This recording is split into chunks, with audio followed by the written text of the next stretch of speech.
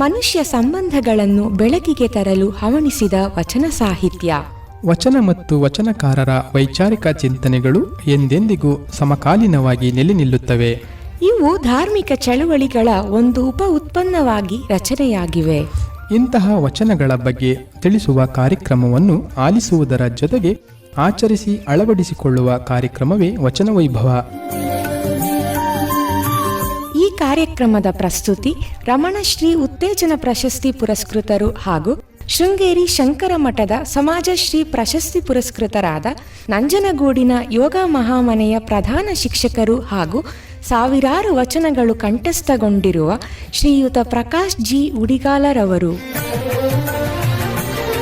ತಪ್ಪದೆ ಕೇಳಿ, ಪ್ರತಿ ಭಾನುವಾರ ಬೆಳಿಗ್ಗೆ 7:45 ಹಾಗೂ ಮರುಪ್ರಸಾರ ಪ್ರತಿ ಮಂಗಳವಾರ ಸಂಜೆ 6 ಗಂಟೆಗೆ. ಮರೆಯದೆ ಕೇಳಿ ನಿಮ್ಮ ನೆಚ್ಚಿನ ಜನಧ್ವನಿ ಬಾನುಲಿ ಕೇಂದ್ರದಲ್ಲಿ.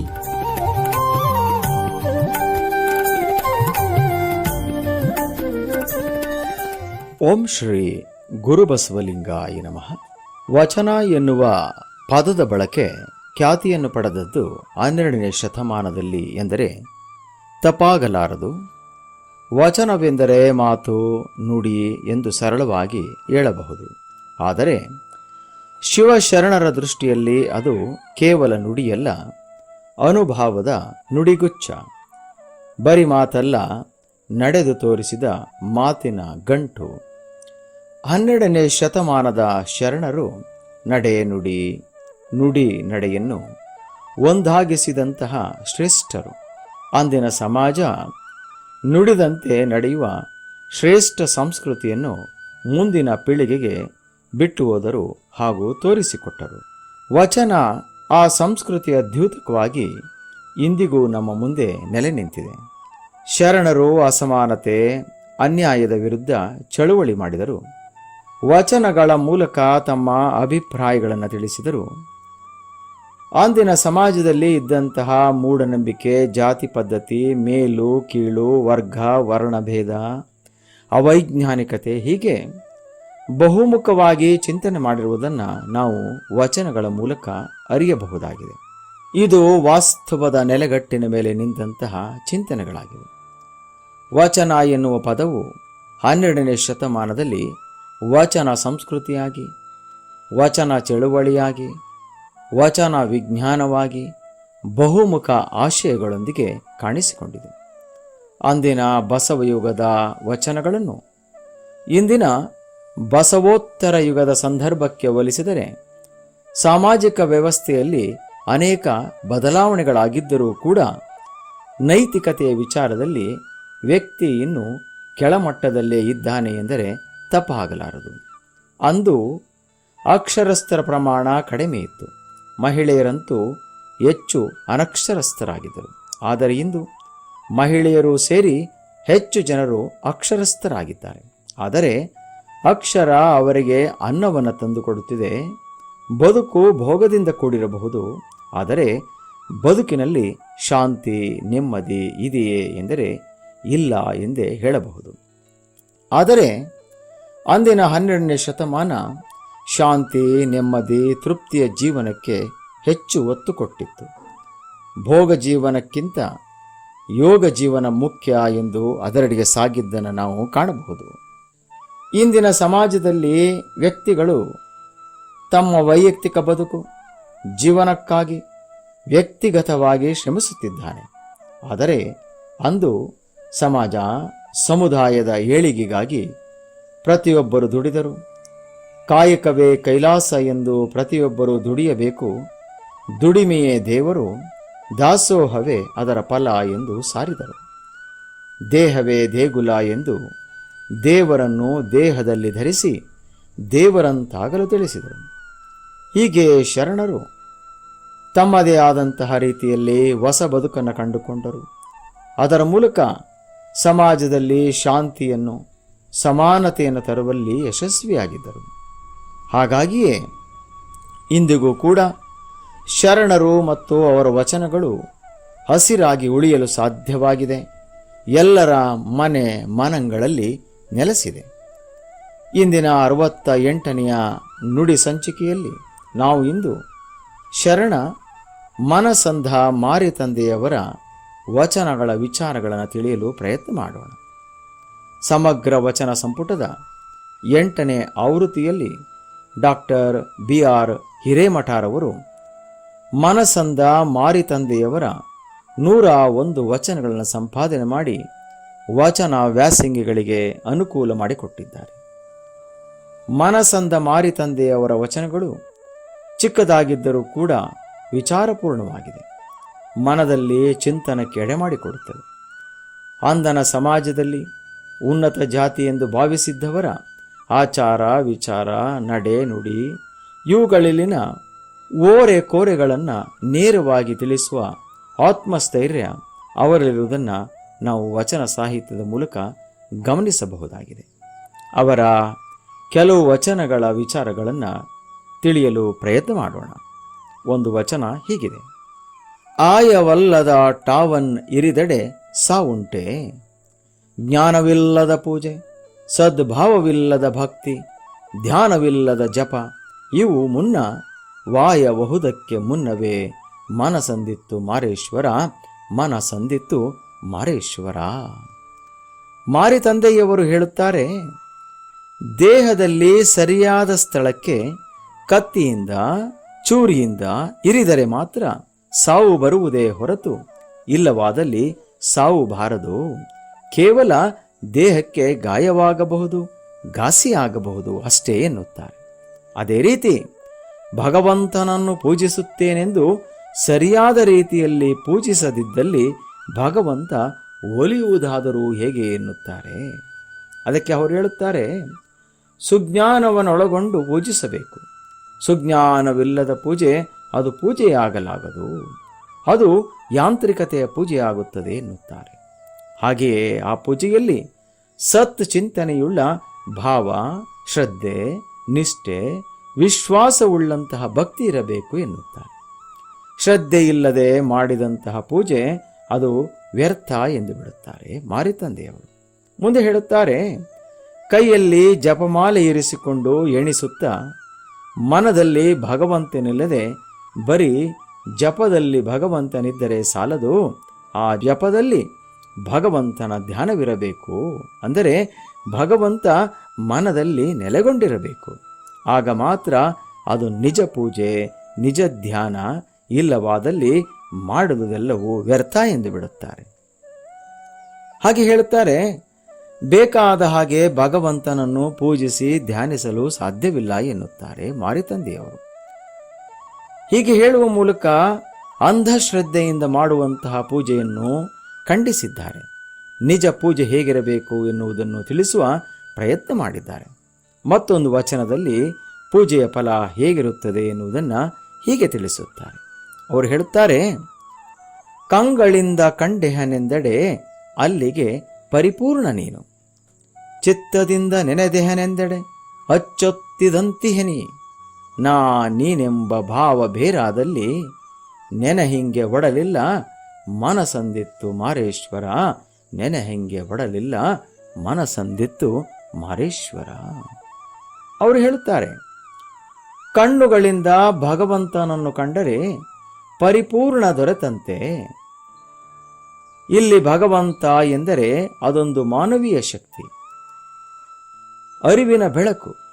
ಆ ಬೆಳಕನ್ನು ಯಾರು ಕಾಣುತ್ತಾರೋ ಅವರು ನಿಜವಾಗಲೂ ಪರಿಪೂರ್ಣರು. ಯಾರು ಕೇವಲ ಭಗವಂತನ ಮೂರ್ತಿಯನ್ನ ಕಂಡು ಭಗವಂತನನ್ನ ನೋಡಿದೆ ಎಂದರೆ ಅದು ಪರಿಪೂರ್ಣತೆಯಲ್ಲ ಎನ್ನುವುದು ಮಾರಿತಂದೆಗಳ ವಿಚಾರ. ಇದುವೇ ಸರಿಯಾದ ವಿಚಾರ ಎನಿಸುತ್ತದೆ. ಭಗವಂತನ ಕಾಣುವಿಕೆಯ ದೃಷ್ಟಿಕೋನ ಹಾಗೇ ಇರಬೇಕು ಎನಿಸುತ್ತದೆ. ಮುಂದೆ ಹೋಗಿ ಹೇಳುತ್ತಾರೆ, ಮನದಲ್ಲಿ ಭಗವಂತನನ್ನ ಅಚ್ಚೊತ್ತಿದಂತೆ ಇರಿಸಿಕೊಂಡರೆ, ಅಂದರೆ ಭಗವಂತನ ಗುಣಗಳನ್ನು ಉಸಿರಿನಲ್ಲಿಯೂ ತುಂಬಿಕೊಂಡು ಭಗವಂತನಂತೆಯೇ ನಡೆನುಡಿ ಸಾಕಾರಗೊಂಡರೆ ಆಗ ಭಗವಂತ ಬೇರೆಯಲ್ಲ, ವ್ಯಕ್ತಿ ಬೇರೆಯಲ್ಲ. ವ್ಯಕ್ತಿಯಲ್ಲಿಯೇ ಭಗವಂತನ ಶಕ್ತಿ ಅಡಕಗೊಂಡಿರುತ್ತದೆ ಎನ್ನುತ್ತಾರೆ. ಹೌದು, ಇದು ಸತ್ಯ. ಹಾಗಾಗಿಯೇ ಭಾರತ ದೇಶದಲ್ಲಿ ಅನೇಕ ಸಾಧು ಸಂತರು ಭಗವಂತನ ಬೆಳಕನ್ನು ಎಲ್ಲೆಡೆ ಪ್ರಕಾಶಿಸಿ ಅನೇಕರ ಬಾಳಿನಲ್ಲಿ ಬೆಳಕನ್ನು ಮೂಡಿಸಿರುವುದನ್ನು ನಾವು ಕಾಣಬಹುದಾಗಿದೆ. ಮತ್ತೊಂದು ವಚನವನ್ನು ಗಮನಿಸೋಣ. ವಚನ ಹೀಗಿದೆ: ಕಾಯದೊಳಗಣ ಚಿತ್ರವ ಭಾವಿಸಿ ಇದಿರಿಟ್ಟಲ್ಲಿ ಭಾವವೋ ಜೀವವೋ, ನಾನೆಂಬುದು ತಾನೋ ಬೇರೊಂದು ನೆಲೆಯ ಪರಮನೋ, ಆ ಗುಣ ಸ್ಥೂಲ ಸೂಕ್ಷ್ಮ ಕಾರಣಕ್ಕೆ ಹೊರಗಾದಲ್ಲಿ ಮನಸಂದಿತ್ತು ಮಾರೇಶ್ವರ. ಮತ್ತೊಮ್ಮೆ ವಚನ: ಕಾಯದೊಳಗಣ ಚಿತ್ರವ ಭಾವಿಸಿ ಇದಿರಿಟ್ಟಲ್ಲಿ ಭಾವವೋ ಜೀವವೋ, ನಾನೆಂಬುದು ತಾನೋ ಬೇರೊಂದು ನೆಲೆಯ ಪರಮನೋ, ಆ ಗುಣ ಸ್ಥೂಲ ಸೂಕ್ಷ್ಮ ಕಾರಣಕ್ಕೆ ಹೊರಗಾದಲ್ಲಿ ಮನಸಂಧಿತ್ತು ಮಾರೇಶ್ವರ. ಮಾರಿತಂದೆಯವರು ಹೇಳುತ್ತಾರೆ,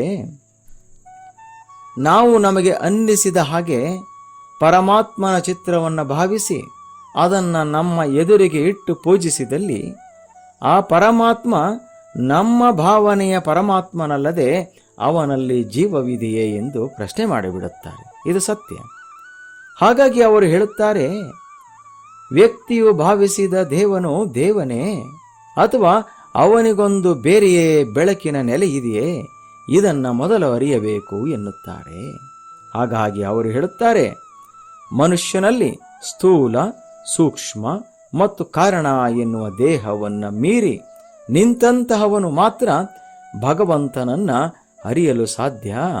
ಇಲ್ಲವಾದಲ್ಲಿ ಭಗವಂತನನ್ನು ಅರಿಯಲು ಸಾಧ್ಯವಿಲ್ಲ. ನಾವು ಕೂಡ ನಮ್ಮನ್ನು ಮೀರಿ ನಿಲ್ಲಬೇಕು, ಆಗ ಮಾತ್ರ ಅವನನ್ನು ಕಾಣಲು ಸಾಧ್ಯ ಎನ್ನುತ್ತಾರೆ ಮಾರಿತಂದೆಯವರು.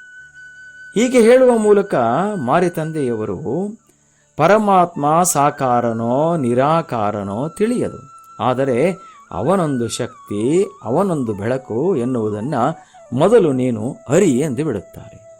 ಮಾರಿತಂದೆಯವರ ಚಿಂತನೆ ಅತ್ಯಂತ ಸರಳವಾಗಿಯೂ ಉನ್ನತವಾಗಿಯೂ ಇರುವುದನ್ನು ನಾವು ಈ ವಚನದ ಮೂಲಕ ಕಾಣಬಹುದಾಗಿದೆ. ಈ ವಚನವು ಅವರ ವೈಚಾರಿಕತೆಯ ಸ್ಥಿತಿಯನ್ನು ನಮಗೆ ತಿಳಿಸಿಕೊಡುತ್ತದೆ. ಮತ್ತೊಂದು ಚಿಂತನೆಯೆಡೆಗೆ ಹೋಗೋಣ.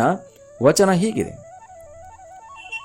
ಕಾಯ ವಿಡಿದಿಹನ್ನಕ್ಕ ಕೈಯ ಕುರುಹು, ಜೀವ ವಿಡಿದಿಹನ್ನಕ್ಕ ಭವಪಾಶ, ಈ ಉಭಯವನ್ ಅರಿದಿಹನ್ನಕ್ಕ ಮಹಾಶರಣರ ಸಂಘ ಸುಖ ಬೇಕು, ಸುಖ ನಿಶ್ಚಯವಾದಲ್ಲಿ ನಾ ನೀನೆಂಬ ಭಾವ ಮನಸಂದಿತ್ತು ಮಾರೇಶ್ವರ, ಮನಸಂದಿತ್ತು ಮಾರೇಶ್ವರ. ಮಾರಿತಂದೆಯವರು ಬಹಳ ಚೆನ್ನಾಗಿ ಹೇಳುತ್ತಾರೆ, ಎಲ್ಲಿಯವರೆಗೆ ನಮಗೆ ದೇಹ ಭಾವವಿರುತ್ತದೋ ಅಲ್ಲಿಯವರೆಗೆ ಲಿಂಗದ ಕುರುಹು ನಮ್ಮಲ್ಲಿ ಕಾಣುತ್ತದೆ, ಅಂದರೆ ಲಿಂಗ ಇರ್ತದೆ ಅಂತ. ಹಾಗೆಯೇ ಎಲ್ಲಿಯವರೆಗೆ ನಮಗೆ ಈ ದೇಹಕ್ಕೆ ಜೀವವಿದೆ ಎಂದು ಅದನ್ನು ಸಂತೋಷಪಡಿಸಲಿಕ್ಕಾಗಿ ಈ ಲೋಕದ ಬಂಧನದಲ್ಲಿ ಸಿಲುಕಿರುತ್ತೇವೆಯೋ ಅಲ್ಲಿವರೆಗೆ ಪರಮಾತ್ಮನ ನೈಜತ್ವವನ್ನು ಅರಿಯಲು ಸಾಧ್ಯವಿಲ್ಲ ಎನ್ನುತ್ತಾರೆ. ಕಾಯ ಮತ್ತು ಜೀವ ಇವೆರಡರ ನಿಲುವನ್ನು ಅರಿಯಬೇಕೆಂದರೆ ಮಹಾನ್ ಸಂತರ, ಸಾಧುಗಳ, ಶರಣರ ಅನುಭಾವಿಗಳೊಡನೆ ಒಡನಾಟ ಮಾಡಬೇಕು, ಅವರೊಡನೆ ನಿರಂತರ ಸಂಪರ್ಕವನ್ನು ಹೊಂದಬೇಕು. ಆಗ ಕಾಯ ಮತ್ತು ಜೀವದ ಅರಿವು ಮೂಡುತ್ತದೆ. ಆಗ ಭಗವಂತನೆಡೆಗೆ ನಿರಾಳವಾಗಿ ಸಾಗಬಹುದು ಎನ್ನುತ್ತಾರೆ ಮಾರಿತಂದೆಯವರು. ಇದು ಬಹಳ ಸತ್ಯ. ಆಗ ಕಾಯ ಮತ್ತು ಜೀವದ ಅರಿವು ಮೂಡುತ್ತದೆ. ಇದರಿಂದ ಪ್ರತಿಯೊಂದು ವಚನವು ಪರಮಾತ್ಮನ ನಿಜದ ಇರುವಿಕೆಯನ್ನು ತಿಳಿಸುವುದನ್ನು ನಾವು ಕಾಣಬಹುದಾಗಿದೆ. ಮಾರಿತಂದೆಯವರು ಭಗವಂತನನ್ನು ಕಾಣುವ ಬಗ್ಗೆ ಹೇಗೆಲ್ಲ ಚಿಂತಿಸಿದ್ದಾರೆ, ಆಶ್ಚರ್ಯವಾಗುತ್ತದೆ. ಅದಕ್ಕಾಗಿ ಅವರು ಸಾಧಿಸಿದ ಸಾಧನೆ ಅದೆಂತಿರಬಹುದು ಎನ್ನುತ್ತದೆ ಅವರ ವಚನಗಳನ್ನು ಕಂಡುಕೊಂಡಾಗ.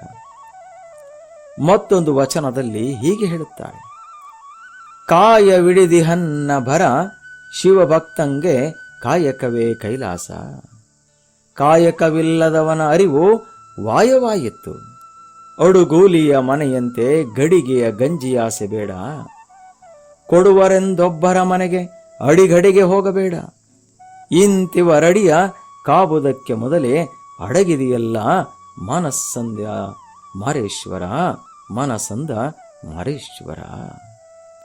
ಈ ವಚನದಲ್ಲಿ ಮನುಷ್ಯ ಎಂದ ಮೇಲೆ ಕಾಯವಿರಲೇಬೇಕು. ಹಾಗಾಗಿ ಭಕ್ತನಾದವನು ಕಾಯಕವನ್ನೂ ಹಿಡಿದಿರಬೇಕು. ಕಾಯಕದಲ್ಲಿ ಕೈಲಾಸವನ್ನು ಕಾಣುವ ಭಾವವಿರಬೇಕು ಎನ್ನುತ್ತಾರೆ. ಕಾಯವಿದ್ದು ಕಾಯಕವಿಲ್ಲದಿದ್ದಲ್ಲಿ ಅವನಲ್ಲಿ ಅದೆಂತಹದ್ದೇ ಅರಿವಿದ್ದರೂ ಜ್ಞಾನವಿದ್ದರೂ ಅದು ವ್ಯರ್ಥ ಎಂದು ಬಿಡುತ್ತಾರೆ. ಮುಂದೆ ಹೇಳುತ್ತಾರೆ, ಯಾರೋ ಗಂಜಿಯನ್ನು ಕೊಡುತ್ತಾರೆ ಎಂದು ಕಾಯಕವನ್ನು ಮರೆಯಬಾರದು. ಹಾಗೆಯೇ ಕೊಡುವವರ ಮನೆಗೆ ಮತ್ತೆ ಮತ್ತೆ ಹೋಗಿ ಪಡೆಯಬಾರದು. ಇದು ಭಕ್ತನಿಗೆ ಸಲ್ಲದ ಗುಣ. ಹಾಗಾಗಿ ಕಾಯಕವ ಮಾಡಿ ಸಂಪಾದಿಸಿ ಬಂದುದನ್ನು ತಾನೇ ಸ್ವತಃ ದಾಸೋಹ ಮಾಡುವ ಕೈಂಕರ್ಯದಲ್ಲಿ ತೊಡಗಿಸಿಕೊಳ್ಳಬೇಕು. ಅದು ಭಕ್ತಿ, ಅದು ಮರ್ಮ ಎನ್ನುತ್ತಾರೆ. ಎಂತಹ ಉನ್ನತವಾದ ಚಿಂತನೆ ಮರೆಯನವರದು. ಹೀಗೆ ಮಾರಿತಂದೆಯವರು ಕಾಯಕಕ್ಕೆ ಅತ್ಯಂತ ಹೆಚ್ಚಿನ ಸ್ಥಾನಮಾನವನ್ನು ನೀಡಿದ್ದಾರೆ. ಪ್ರತಿಯೊಬ್ಬರೂ ಕಾಯವಿದ್ದ ಮೇಲೆ ಕಾಯಕವನ್ನು ಮಾಡಲೇಬೇಕು ಎಂದು ಸಾರಿದ್ದಾರೆ. ಅವರು ಮತ್ತೊಂದು ವಚನದ ವಿಚಾರವನ್ನು ಗಮನಿಸೋಣ. ವಚನ ಹೀಗಿದೆ: ಗೋ ವಧೆಯ ಮಾಡಿ ಗೋದಾನವ ಮಾಡಿದಡೆ ಕೊಂದ ಕೊಲೆಗೂ ಮಾಡಿದ ದಾನಕ್ಕೂ ಸರಿಯೇ? ಎಂತಹ ಪ್ರಶ್ನೆ! ಆಚಾರಕ್ಕೂ ಅನಾಚಾರಕ್ಕೂ ಪಡಿಪಚ್ಚ ಉಂಟೆ? ನೇಮಕ್ಕೆ ಹಾನಿಯಾದಲ್ಲಿ ಭಂಗಕ್ಕೆ ಮೊದಲೇ ಮನಸಂದಿತ್ತು ಮಾರೇಶ್ವರ, ಮನಸಂದಿತ್ತು ಮಾರೇಶ್ವರ. ಮಾರಿತಂದೆಯವರ ಚಿಂತನೆ ಬಹಳ ಸೊಗಸಾಗಿದೆ. ಅವರು ಹೇಳುತ್ತಾರೆ, ಗೋವಧೆಯ ಮಾಡಿ ಅಂದರೆ ಹಸುವನ್ನು ಸಾಯಿಸಿ ಗೋದಾನವನ್ನು ಮಾಡಿದರೆ ಸಾಯಿಸಿದ್ದಕ್ಕೂ ದಾನಕ್ಕೂ ಸಮನಾಗುವುದೇ ಎಂದು ಪ್ರಶ್ನೆ ಮಾಡುವ ಮೂಲಕ ಅಂದಿನ ಸಮಾಜದಲ್ಲಿ ನಡೆಯುತ್ತಿದ್ದಂತಹ ಅಂಧಾನುಕರಣೆಯನ್ನು ವಿಶ್ಲೇಷಿಸಿದ್ದಾರೆ. ವಿಶ್ಲೇಷಣೆ ಮಾಡುವ ಮೂಲಕ ಅಂದಿನ ಈ ಆಚರಣೆಯನ್ನು ತಮ್ಮದೇ ಧಾಟಿಯ ಮೂಲಕ ಖಂಡಿಸಿದ್ದಾರೆ. ಅವರು ಹೇಳುತ್ತಾರೆ, ಅನಾಚಾರ ಮಾಡಿ ಆಚಾರವಂತನತೆ ನಡೆದುಕೊಂಡರೆ ಅನಾಚಾರದಿಂದ ಆಗುವಂತಹ ನಷ್ಟವನ್ನು ತುಂಬಿಕೊಳ್ಳಲು ಸಾಧ್ಯವಿದೆಯೇ ಎನ್ನುತ್ತಾರೆ. ಅದಕ್ಕೆ ಬಸವಣ್ಣನವರು ಒಂದು ಹೇಳುತ್ತಾರೆ, ಆಚಾರವೇ ಸ್ವರ್ಗ, ಅನಾಚಾರವೇ ನರಕ ಎಂದಿದ್ದಾರೆ. ಮಾರಿತಂದೆಯವರು ಆಚಾರ, ನೇಮ, ನಿಷ್ಠೆ ಇವುಗಳಿಗೆ ಹಾನಿಯಾದಲ್ಲಿ ಅದನ್ನು ಸರಿಪಡಿಸಲು ಬಾರದು. ಹಾಗಾಗಿ ಇವುಗಳ ಬಗ್ಗೆ ಎಚ್ಚರ ವಹಿಸಬೇಕು ಎಂದು ಬಿಡುತ್ತಾರೆ. ಹಾಗಾಗಿ ಆಚಾರ, ನೇಮ, ನಿಷ್ಠೆ ಇವುಗಳು ಬಹಳ ಮುಖ್ಯ ಎನ್ನುತ್ತಾರೆ. ಮಾರಿತಂದೆಯವರು ಪೂಜೆಯ ಬಗೆಗೂ ಕೂಡ ಅನೇಕ ವಚನಗಳನ್ನು ಬರೆದಿದ್ದಾರೆ. ಕೆಲವು ವಿಚಾರಗಳನ್ನು ಗಮನಿಸೋಣ. ಅವರು ಹೇಳುತ್ತಾರೆ, ಡಂಭಕದ ಪೂಜೆ ಹೋಹ ಓತಿನ ಕೇಡು, ಆಡಂಬರದ ಪೂಜೆ ತಾಮ್ರದ ಮೇಲಿನ ಸುವರ್ಣದ ಛಾಯೆ. ಇಂತಿ ಪೂಜೆಗೆ ಹೂ ಸೊಪ್ಪನ್ನಿಕ್ಕಿ ಮನವ ಹೂಸಿ ಮಾಡದ ಪೂಜೆ, ಬೇರು ನೆನೆಯದ ನೀರು, ಆಯವಿಲ್ಲದ ಗಾಯ, ಭಾವವಿಲ್ಲದ ಗರಿ, ಮನಸಂಧ ಮಾರೇಶ್ವರ, ಮನಸಂಧ ಮಾರೇಶ್ವರ. ಎಷ್ಟು ಚೆನ್ನಾಗಿ ಹೇಳಿದ್ದಾರೆ. ಅವರು ಹೇಳುತ್ತಾರೆ, ವೇಷ ಭೂಷಣ ಧರಿಸಿ ಮಾಡುವ ಡಾಂಬಿಕತನದ ಪೂಜೆ ಅದು ಪೂಜೆ.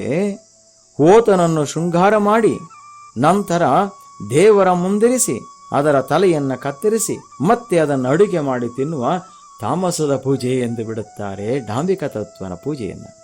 ಹಾಗೆಯೇ ಬೇರೆಯವರು ನೋಡಲೆಂದು ವೈಭವದಿಂದ ಮಾಡುವ ರಾಜಸಿಕ ಪೂಜೆ ಅದು ತಾಮ್ರದ ತಗಡಿನ ಮೇಲೆ ಚಿನ್ನದ ಲೇಪನ ಮಾಡಿ ಅದನ್ನು ಚಿನ್ನ ಎಂದು ಹೇಳಿದರೆ ಅದು ಚಿನ್ನವೇ ಇಲ್ಲ. ಕೆಲವೇ ದಿನಗಳಲ್ಲಿ ಚಿನ್ನದ ಲೇಪನ ಮಾಯವಾಗಿ ತಾಮ್ರ ಕಾಣುತ್ತದೆ.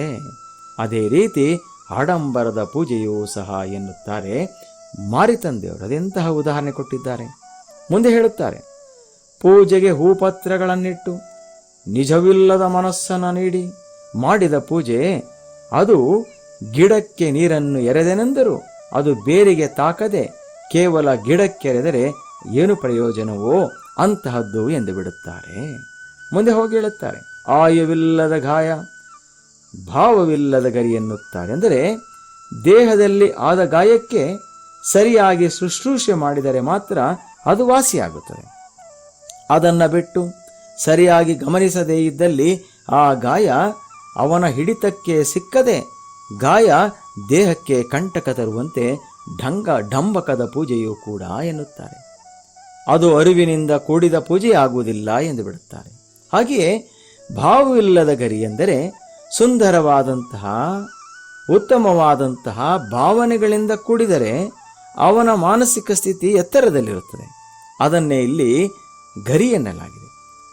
ಆಗ ಅದು ಬಿಟ್ಟು ಅಸುಂದರವಾದ ಭಾವನೆಗಳಿಂದ ಕೂಡಿದ ಪೂಜೆಗೆ ಬೆಲೆ ಇಲ್ಲ, ಗರಿ ಇಲ್ಲ ಎಂದು ಬಿಡುತ್ತಾರೆ ಮಾರಿತಂದೆಯವರು. ಹೀಗೆ ಮಾರಿತಂದೆಯವರು ಢಂಬಕದ ಪೂಜೆ, ಆಡಂಬರದ ಪೂಜೆಯನ್ನು ಧಿಕ್ಕರಿಸಿ ಸಾತ್ವಿಕ ಪೂಜೆಯನ್ನು ಎತ್ತಿ ಹಿಡಿದ್ದಾರೆ. ಮತ್ತೊಂದು ವಿಚಾರವನ್ನು ಗಮನಿಸೋಣ.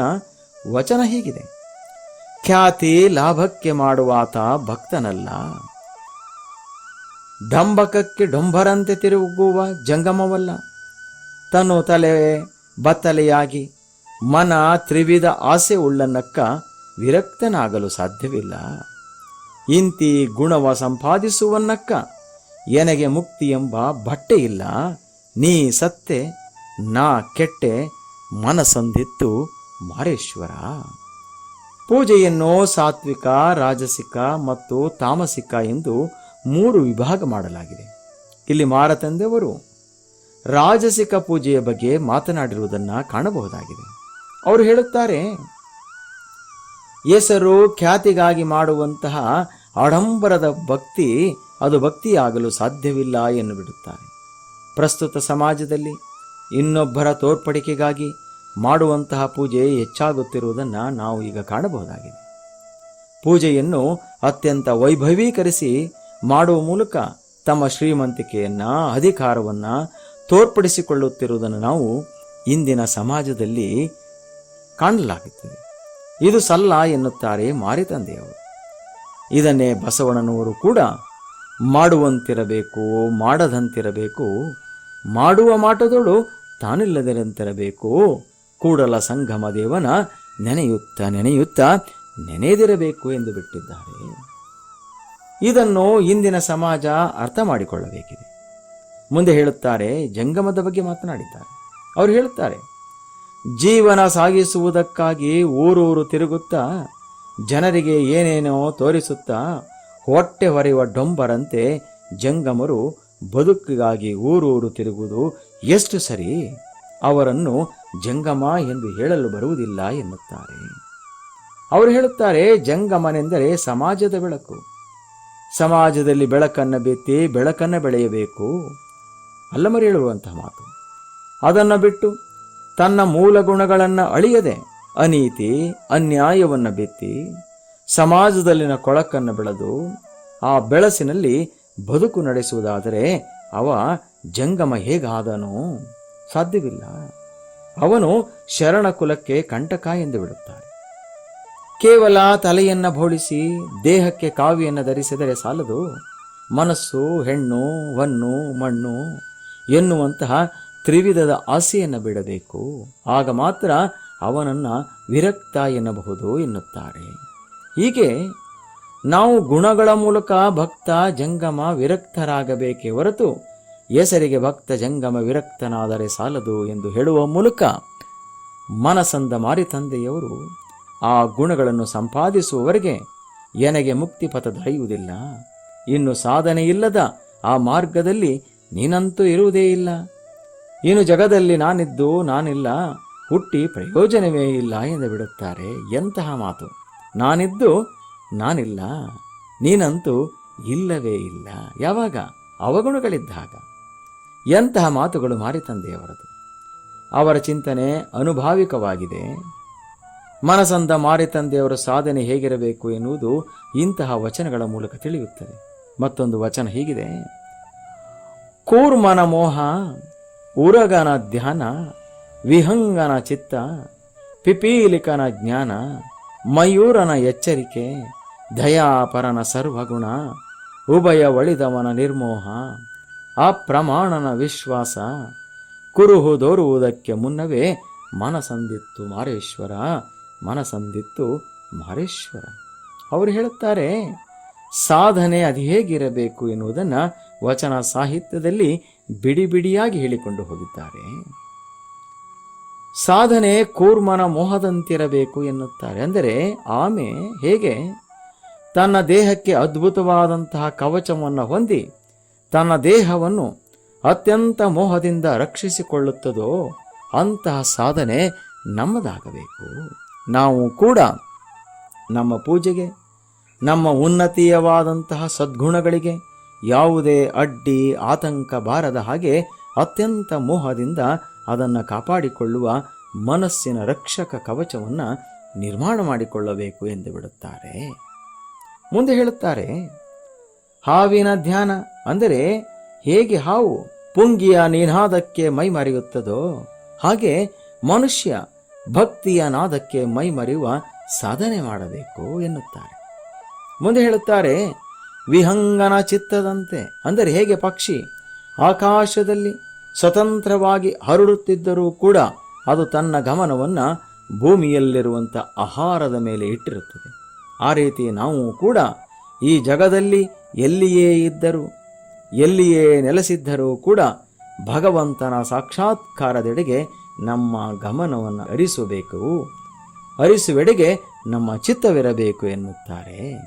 ಹಾಗೆ ಹೇಳುತ್ತಾರೆ, ಪಿಪೀಲಿಕ ಅಂದರೆ ಇರುವೆ ಹೇಗೆ ಸಿಹಿ ಅದು ಎಲ್ಲೇ ಇರಲಿ ಅದನ್ನು ಪತ್ತೆ ಹಚ್ಚುವ ಸಹಜ ಜ್ಞಾನ ಅದಕ್ಕೆ ಹೇಗೆ ಇರುತ್ತದೋ ಹಾಗೆಯೇ ನಾವು ಕೂಡ ಭಗವಂತನ ಇರುವನ್ನು ಗುರುತಿಸಿ ಆತ ಸಾಗುವ ಮೇರು ಜ್ಞಾನ ನಮ್ಮದಾಗಬೇಕು ಎನ್ನುತ್ತಾರೆ. ಇನ್ನು ಮುಂದೆ ಹೇಳುತ್ತಾರೆ, ಮಯೂರ ಅಂದರೆ ನವಿಲು. ಅದು ಅತ್ಯಂತ ದೊಡ್ಡದಾದ ಪಕ್ಷಿ. ಅದು ತನ್ನ ಗರಿ ಬೆಚ್ಚಿ ನರ್ತಿಸುತ್ತಿದ್ದರೂ ಕೂಡ, ಅದರ ಆನಂದದಲ್ಲಿ ತೇಲಾಡುತ್ತಿದ್ದರೂ ಕೂಡ ತನ್ನ ಬಗ್ಗೆ ಮೈ ಮರೆಯದೆ ಎಚ್ಚರಿಕೆಯಿಂದ ಇದ್ದು ತನ್ನನ್ನು ತಾನು ಇತರರಿಂದ ರಕ್ಷಿಸುವ ಗುಣ ಅದರಲ್ಲಿರುತ್ತದೋ ಹಾಗೆ ಮನುಷ್ಯನು ಕೂಡ ಈ ಮಾಯಾ ಪ್ರಪಂಚದಲ್ಲಿ ಬದುಕುತ್ತಿದ್ದರೂ ಕೂಡ ತನ್ನನ್ನು ತಾನು ಹಾಳು ಮಾಡಿಕೊಳ್ಳದೆ ಶುದ್ಧನಾಗಿ ರಕ್ಷಿಸಿಕೊಂಡು ಭಗವಂತನೆಡೆಗೆ ಸಾಗುವ ಎಚ್ಚರಿಕೆ ಇರಬೇಕು ಎನ್ನುತ್ತಾರೆ. ಅಂತಹ ಸಾಧನೆ ಮಾಡಬೇಕು ಎನ್ನುತ್ತಾರೆ. ಹಾಗೆಯೇ ದಯಾಪರನ ಸರ್ವಗುಣವಿರಬೇಕು ಎನ್ನುತ್ತಾರೆ. ಅಂದರೆ ದಯಾವಂತನಿಗೆ ತನಗೆ ಏನೇ ನೋವಾದರೂ ನಷ್ಟವಾದರೂ ಕಷ್ಟವಾದರೂ ಅದನ್ನು ಸಹಿಸಿಕೊಂಡು ಇನ್ನೊಬ್ಬರ ಒಳಿತಿಗಾಗಿ ಬದುಕುತ್ತಾನೋ ಅಂತಹ ಗುಣಗಳನ್ನು ಗಳಿಸಿಕೊಳ್ಳಬೇಕು ಎನ್ನುತ್ತಾರೆ. ಅದು ಸಾಧನೆ. ಉಭಯ ಒಳಿದವನ ಅಂದರೆ ಭಕ್ತ ಮತ್ತು ಭವಿ ಎರಡನ್ನ ಅಳಿದು ಭಗವಂತ ಎನ್ನುವ ಗುಣದೆಡೆಗೆ ಸಾಗುವ ಸಾಧನೆಯ ಕಡೆಗೆ ಸಾಗಬೇಕು ಎನ್ನುತ್ತಾರೆ. ಹಾಗೆ ಹೇಳುತ್ತಾರೆ, ಯಾವುದೇ ಪ್ರಮಾಣಗಳಿಲ್ಲದೆ ಅಂದರೆ ಭಗವಂತ ಇದ್ದಾನೆ ಎನ್ನುವುದಕ್ಕೆ ಯಾವುದೇ ಸಾಕ್ಷಿಗಳನ್ನು ಕೇಳದೆ ಭಗವಂತನ ಇರುವಿಕೆಯನ್ನು ಒಪ್ಪಿಕೊಳ್ಳುವಂತಹ ವಿಶ್ವಾಸದ ಗುಣ ಇರಬೇಕು ಎನ್ನುತ್ತಾರೆ. ಅದಕ್ಕೆ ಅಪ್ರಮಾಣ ಅಂತ ಹೇಳ್ತಾರೆ. ಹೀಗೆ ಒಂದೊಂದು ಪ್ರಾಣಿ ಪಕ್ಷಿಗಳ ಸಹಜ ಜ್ಞಾನದ ಸಾಧನೆಯ ಹಾದಿಯಲ್ಲಿ ಸಾಗಿದರೆ ಸಾಕು, ಭಗವಂತನನ್ನು ಕಾಣಬೇಕೆಂದು ಪ್ರಯತ್ನ ಪಡುವುದಕ್ಕೆ ಮುನ್ನವೇ ಭಗವಂತನ ಬೆಳಕನ್ನು ಕಾಣಬಹುದು ಎಂದು ಬಿಡುತ್ತಾರೆ. ಎಂತಹ ಮಾತು!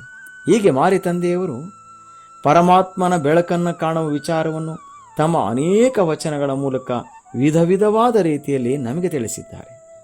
ಮಾರಿತಂದೆಯವರ ಜ್ಞಾನದ ಬೆಳಕು ಅಪಾರ. ಇಂತಹ ವಿಷಯಗಳನ್ನು ತಮಗೆಲ್ಲರಿಗೂ ತಿಳಿಸುವ ಪ್ರಯತ್ನದಲ್ಲಿ ನಾನೊಂದಷ್ಟು ತಿಳಿದುಕೊಂಡದ್ದಕ್ಕಾಗಿ ತಮಗೆ ಹಾಗೂ ಈ ಕಾರ್ಯಕ್ರಮವನ್ನು ಪ್ರಸಾರ ಮಾಡುತ್ತಿರುವ ಜನಧ್ವನಿಯವರಿಗೆ ಹೃದಯ ತುಂಬಿದ ವಂದನೆಗಳನ್ನು ತಿಳಿಸುತ್ತಾ ಇಂದಿನ ನುಡಿ ಸಂಚಿಕೆಗೆ ವಿರಾಮವನ್ನು ಬಯಸುತ್ತೇನೆ. ಓಂ ಶ್ರೀ ಗುರುಬಸವಲಿಂಗಾಯ ನಮಃ.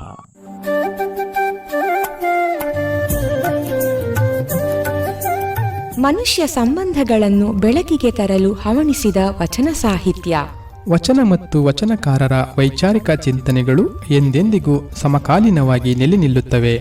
ಇವು ಧಾರ್ಮಿಕ ಚಳುವಳಿಗಳ ಒಂದು ಉಪ ಉತ್ಪನ್ನವಾಗಿ ರಚನೆಯಾಗಿವೆ. ಇಂತಹ ವಚನಗಳ ಬಗ್ಗೆ ತಿಳಿಸುವ ಕಾರ್ಯಕ್ರಮವನ್ನು ಆಲಿಸುವುದರ ಜೊತೆಗೆ ಆಚರಿಸಿ ಅಳವಡಿಸಿಕೊಳ್ಳುವ ಕಾರ್ಯಕ್ರಮವೇ ವಚನ ವೈಭವ. ಈ ಕಾರ್ಯಕ್ರಮದ ಪ್ರಸ್ತುತಿ ರಮಣಶ್ರೀ ಉತ್ತೇಜನ ಪ್ರಶಸ್ತಿ ಪುರಸ್ಕೃತರು ಹಾಗೂ ಶೃಂಗೇರಿ ಶಂಕರ ಮಠದ ಸಮಾಜಶ್ರೀ ಪ್ರಶಸ್ತಿ ಪುರಸ್ಕೃತರಾದ ನಂಜನಗೂಡಿನ ಯೋಗ ಮಹಾಮನೆಯ ಪ್ರಧಾನ ಶಿಕ್ಷಕರು ಹಾಗೂ ಸಾವಿರಾರು ವಚನಗಳು ಕಂಠಸ್ಥಗೊಂಡಿರುವ ಶ್ರೀಯುತ ಪ್ರಕಾಶ್ ಜಿ ಉಡಿಗಾಲರವರು. ತಪ್ಪದೆ ಕೇಳಿ. ಪ್ರತಿ ಭಾನುವಾರ ಬೆಳಿಗ್ಗೆ 7:45 ಹಾಗೂ ಮರುಪ್ರಸಾರ ಪ್ರತಿ ಮಂಗಳವಾರ ಸಂಜೆ 6 ಗಂಟೆಗೆ. ಮರೆಯದೆ ಕೇಳಿ ನಿಮ್ಮ ನೆಚ್ಚಿನ ಜನಧ್ವನಿ ಬಾನುಲಿ ಕೇಂದ್ರದಲ್ಲಿ.